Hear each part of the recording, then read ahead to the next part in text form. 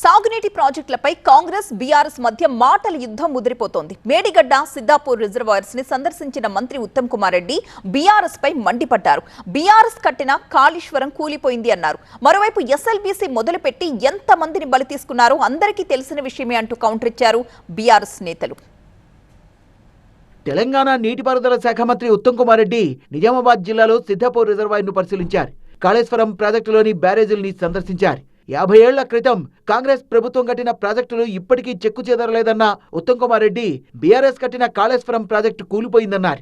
100 ఏళ్ల క్రితం నిర్మించిన నిజాం సాగర్, మీ కాన్స్టిట్యున్సీలో నిజాం సాగర్ చెక్కు చెదరలే, అట్లనే ఉంది.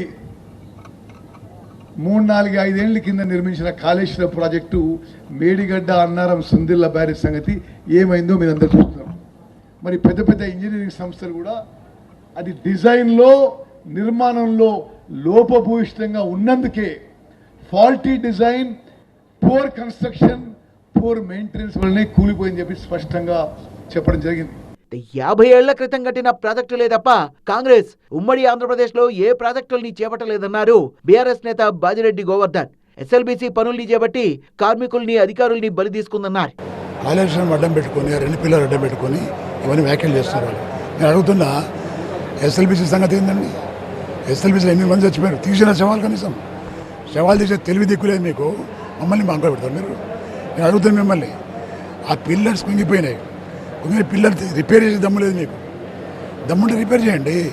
రేపు ఎలినో వస్తా అంటున్నారు, కరువు వస్తా అంటున్నారు.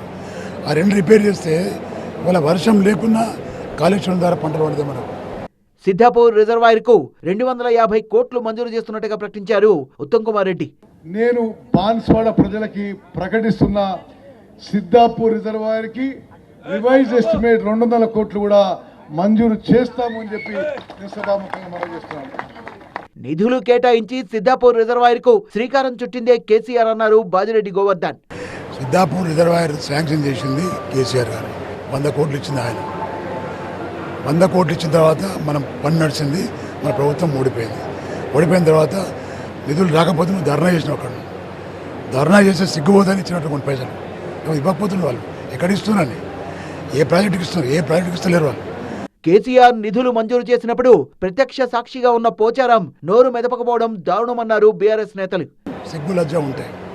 పోచారం శ్రీనివాసరెడ్డి గారు అక్కనే చెప్పాలా, ఉత్తమ్ కుమార్ రెడ్డికి చెప్పాలా, నాకు నిధులు బాగా ఇచ్చిండు, కానీ నేను అనుకోకుండా వచ్చిన పాటలకు మీరు కూడా ఇవ్వండి అని చెప్పాలి.